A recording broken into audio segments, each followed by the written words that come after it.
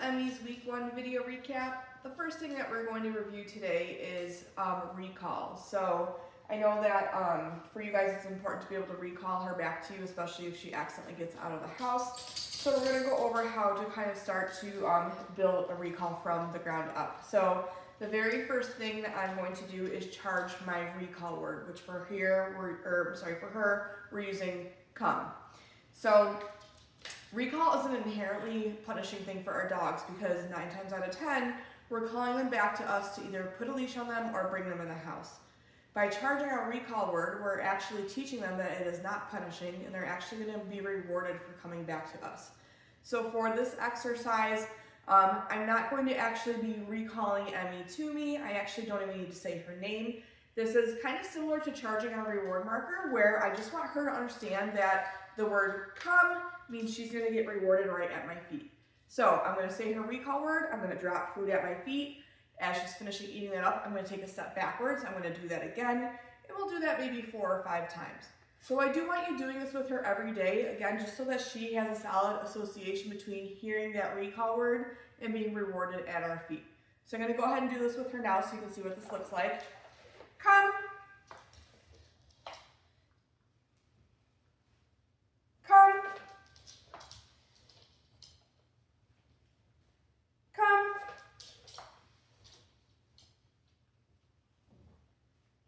Come.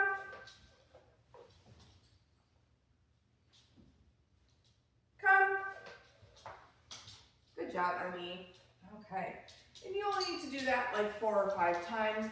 Shouldn't take you very long, maybe 30 seconds at the most. So the next thing we're going to do is move into our flying cookie game. So you can see I actually have her on a flexi lead. I know flexi leads get a lot of hate, but I actually do really enjoy using them for recall exercises. Reason being, if I'm using a long line and she's coming back to me quickly, I don't have time to gather up that long line. Next thing you know, her legs are all tangled in it. So I do like to use a flexi lead specifically for this exercise. We have been practicing this outside, however, it is raining today, so we're going to do this in here. But I just want to show you what this looks like, and then you can replicate that outside, which again, we've been doing all week, but right now it's raining really good. So what I'm going to do is I'm going to show Emmie a piece of food. I'm going to tell her, go get it, and I'm going to toss it away. As she's finishing eating that piece of food, Emmie, I'm going to call her. As soon as she turns in my direction, yes, I'm going to feed. So I'm sending her out right now, maybe, I don't know, 10, 15 feet away from me. It's important to mark with a yes the moment she turns in our direction versus waiting until she comes back to us. Because if she is 20 feet away from us and we're working on recall, if we say her name and she turns, maybe she starts coming towards us, but she's not really getting any feedback from us. She might not come all the way back. Versus she's super food motivated. At this point, she knows, no. She knows yes means food. So if we mark her with that yes as soon as she turns into response to her name, she's much more likely to come all the way back to us to get the food. So that's why I will mark for the response to their name, not when they get all the way back to me. So let's go ahead and do this again. Emmie, go get it. Emmie, yes. Okay, so feeding her for coming back to me, and I might actually give her 1 or 2 pieces because I want her to stay with me when she comes back versus she comes back, she takes the food, and she runs off again, okay? The other thing I want to talk about is her release cue.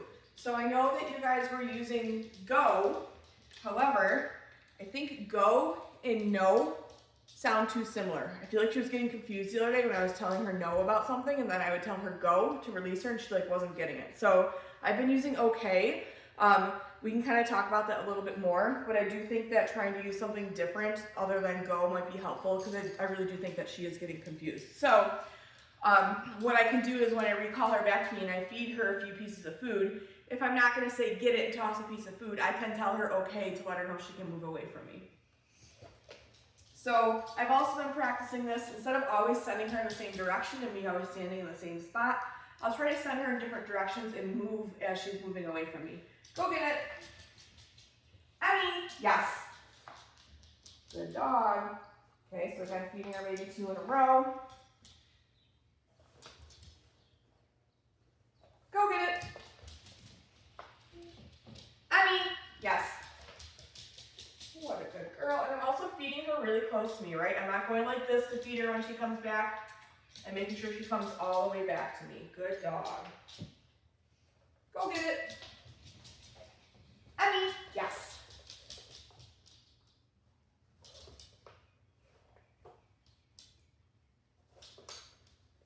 Go get it. Emmie, yes.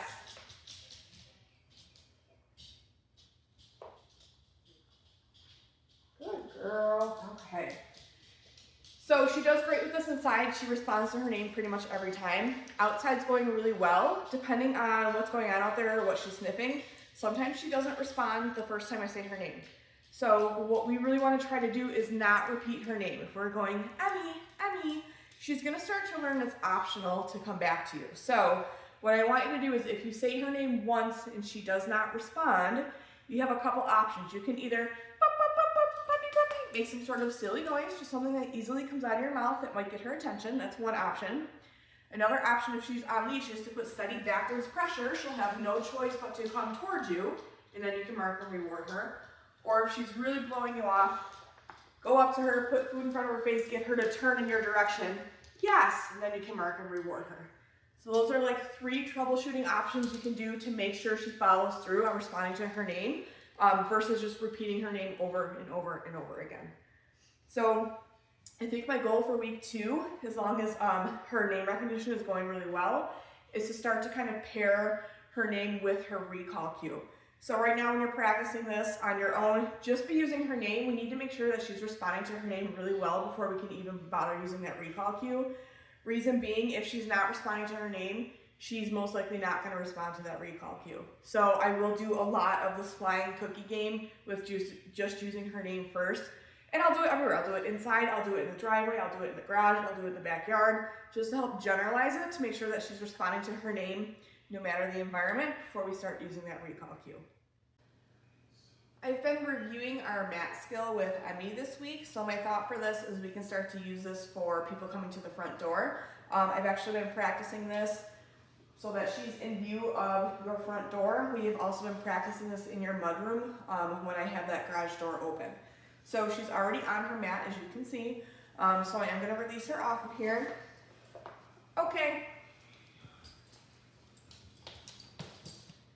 Emmie, mat. Yes. So marking and rewarding once she finds that down position on the mat. And then I'm going to walk like halfway to the front door. As long as she stays on her mat, I will walk back to her. Yes, and I'll mark and reward her again. This time I'm going to walk all the way to the door.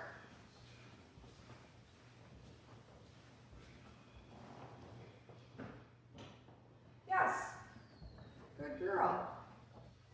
And then this time I'm going to go to the door and crack it open, and I'm going to say hi to somebody that's not actually there.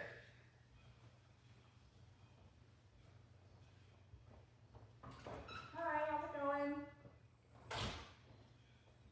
Yes, good dog.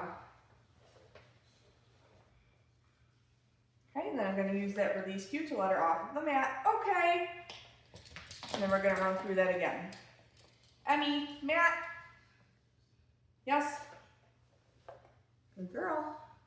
So you can absolutely start to practice this with somebody coming through that front door and having her on her mat. I would have her on leash because if she does get off of her mat, you're going to use some leash pressure to bring her back over. Something we want to keep in mind is if she breaks off of her mat and you have not released her, when you bring her back over, I don't want you to feed her right away for that because she's going to learn all she has to do is get off her mat and get back on it, and you'll feed her every time. So if she makes the mistake of getting off of the mat before you released her, you can just say, uh-oh, or nope, or something to that effect. Grab her leash, bring her over, get her back into the DOWN, and then do an easy rep. So maybe take a few steps away and then come in and mark and reward her, or practice a short duration. We just want to make sure we're not rewarding her for making a mistake, okay? So she's on her mat, I'm going to walk to the door again. Hey, how's it going? Yes, good dog.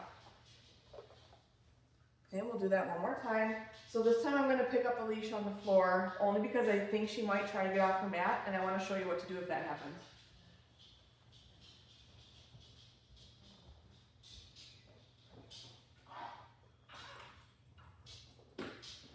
Oh, what a good girl. She made a liar out of me. Yes, good dog. Good girl. Okay. Good job, Emmie.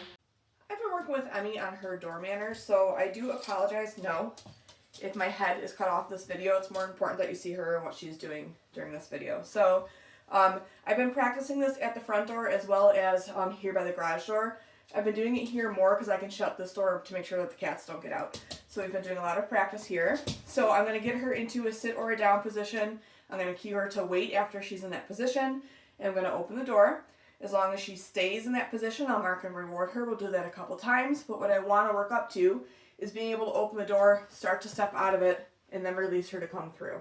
So just getting her to start to understand that an open door is not an invitation to run out of it. Emmie, sit. Good dog. Wait. Yes.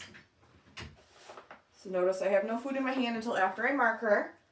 Now if she stays in this sit, I can just cue her to wait again. If she ends up getting up, we'll just start over again. Wait. Yes. Good girl. Wait. Nope. Sit. Good girl. Wait. Okay. Good girl, Emmie.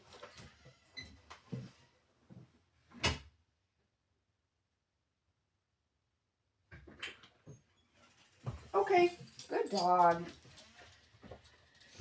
So we can also practice her mat in here as well. I'm assuming this is a dog towel. I'm just going to use it since we're here, and we got it, okay?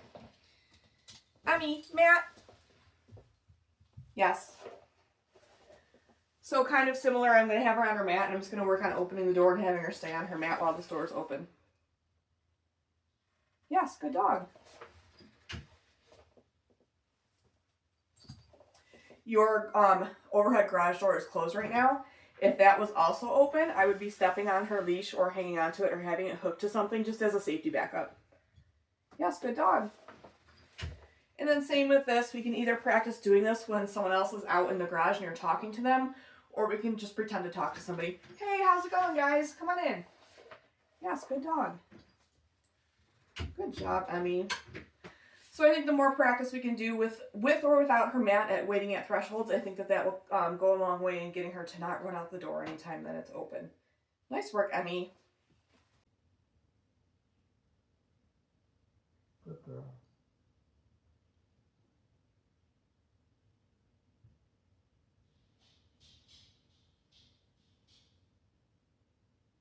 Good girl.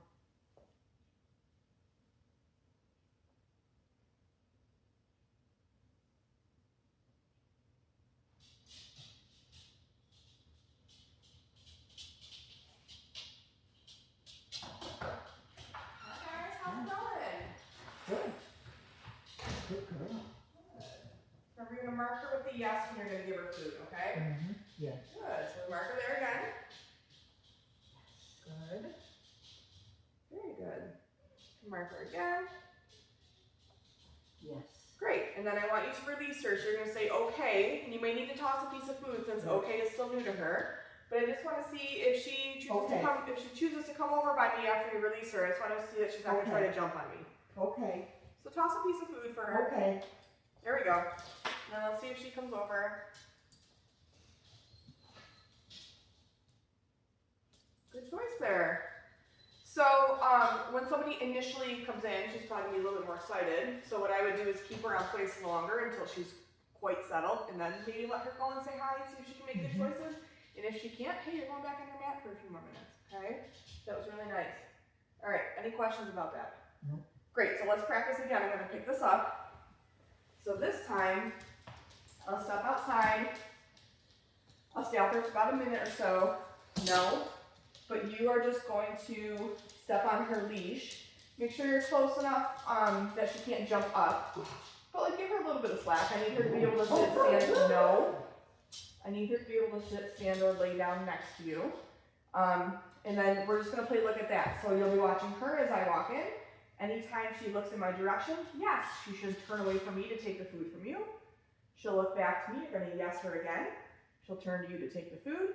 I'll continue to approach as long as she's being calm, and then we can try releasing her to see if she can nicely say hi to me and keep all four paws on the floor, okay? All right, I'm gonna step out again.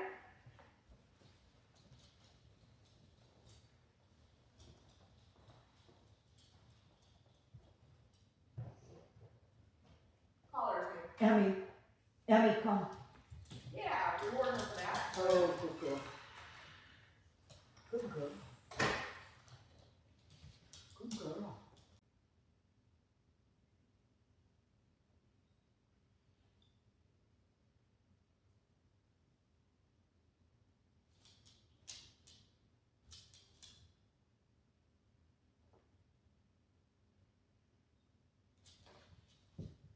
Good girl.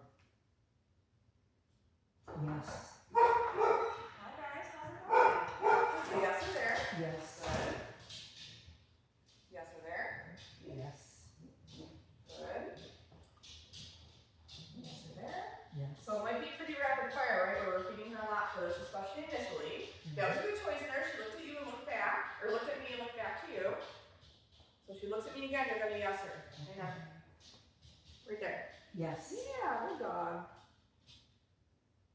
Do maybe one or two more looks. Yes. Good. Great, and then go ahead and release her so you can step off the leash and tell her okay. Okay. Very nice. Emmie, okay. And then it's her choice, like if she wants to just hang out there, she can. But at this point you've stepped off the leash and told her okay, so she can move around if she wants to. Good, that was great. I've been working on Emmie's sits and downs with her. I know that these are cues that she already knows, but I'm introducing using leash pressure to get her into these positions. So we have our verbal cue that we can use to get our dogs into position. We have our hand signals that we can use, and then leash pressure is like a tactile cue. So 3 different ways that we can tell our dog to get into a stationary position. So the reason I'm teaching her this is because what I want you guys to do if she starts doing her demand barking is to put your foot under the leash under your foot and tell her no, down, and use leash pressure to get her into the down.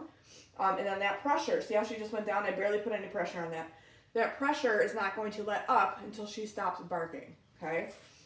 But with this, I don't want her to find a lot of conflict in the pressure. I don't want her fighting against the pressure and freaking out because she's feeling pressure on that leash. So that is why I'm going over sits and downs with her using leash pressure. When I'm using leash pressure, it is also not heavy-handed. So I should really be able to, with just 2 fingers, put pressure on the leash and have her respond to it. So that's why we're doing these exercises to make sure, again, that she's not finding conflict in it and that she yields to the pressure pretty quickly. So we'll do our sits first. Good girl. So for our sits, when I verbally cue her to sit, at the same time, I am going to put upwards pressure on the leash. Not a ton. Again, I should be able to do this with 2 fingers. And the idea is, as soon as she hits her butt on the ground, that's when I release the pressure and mark with a yes and feed, okay? No. So we'll start by just getting her into a sit a couple of times. I'm going to be using her release cue to let her out of position. And then we're going to move on to doing a sit stay. And then we'll repeat the whole thing with the down, okay? So she's in a standing position. I'm going to wait till she's done itching here.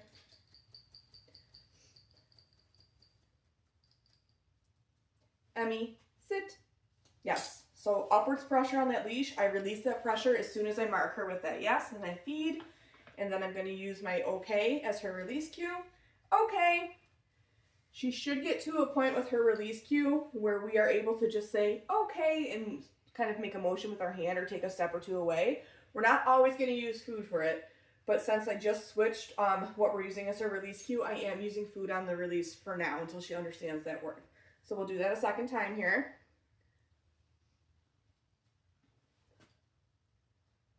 You done itching? Emmie, sit. Yes. Good dog.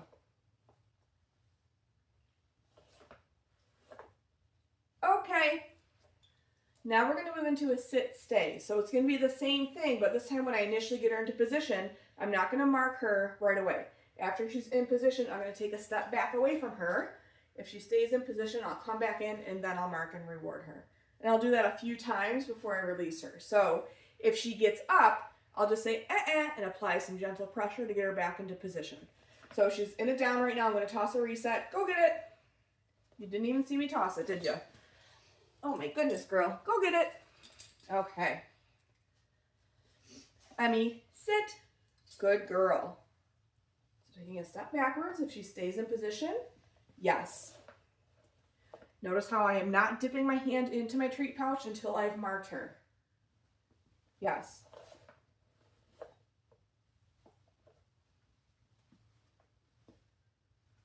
Yes. Good dog. Okay. We'll do that again. I also want to note I'm practicing it in your garage because your flooring in your house, she kept sliding into a down position when we were doing sit. So that's why I'm doing this out here today. Emmie. Sit. Good dog. Yes.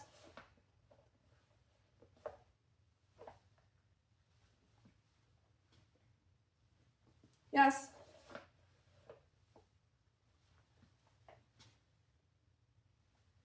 Yes. Okay. Just want to make sure we can see her on the camera. Oh yeah, we're good. Okay. All right. So now we're going to do the same thing with downs. However, I'm going to take my treat pouch off. So I know you said you've had trouble fading out food with her.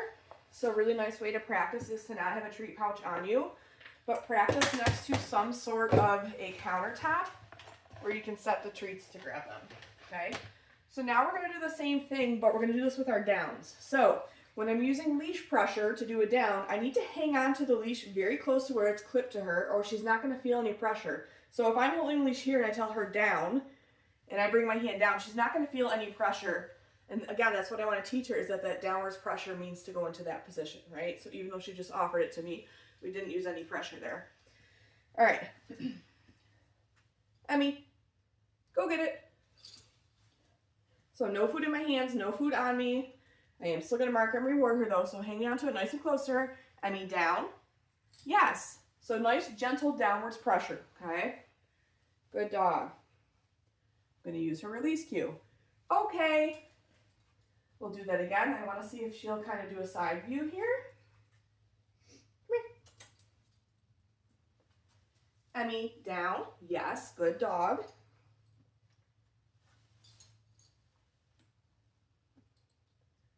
Okay. And then we're going to do the same thing with the down stay, all right? Emmie, down. Good dog. Yes.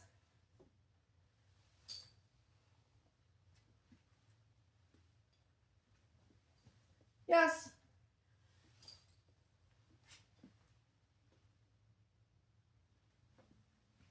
Yes.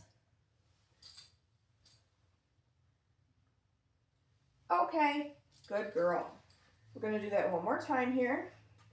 Emmie, down. Good dog. Yes.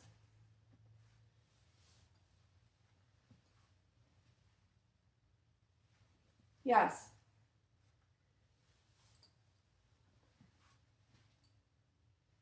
Yes. Okay. Good job, Emmie. So what I suggested doing for barking is I would have her drag a leash in the house just because it's going to be easier to get her off of you if she tries to jump. I think you've seen me a few times bring her over to the side and tell her no, and then she didn't try it again. But it is also going to be helpful too when she starts demand barking. So let me get her in a stand position so I can show you what I want you to do. Look at it. So if she starts barking, I'm going to step on her leash. No, down. So again, not a ton of heavy pressure. I'm not, like really forcing her onto the ground. But then I'm going to stay standing on that leash. And I'm not going to give her much in the way of options until she settles. So it's just going to be a no, get her into the down, and then ignore her until she settles. After she's settled, okay, I'll step off your leash and see if you can make a better choice. So that's why I want to teach her leash pressure, so that she's not fighting the leash when we have to do that with her.